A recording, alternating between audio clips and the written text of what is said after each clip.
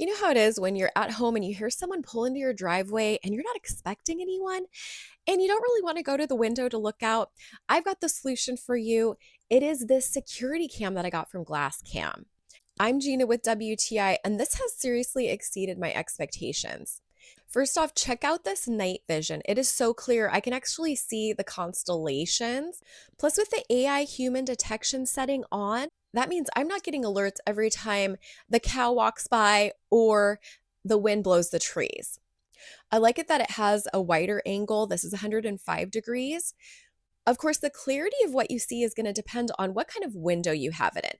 And especially when it comes to the nighttime infrared, I had mine on two different types of glass, and you can see that the clarity is different on both of them.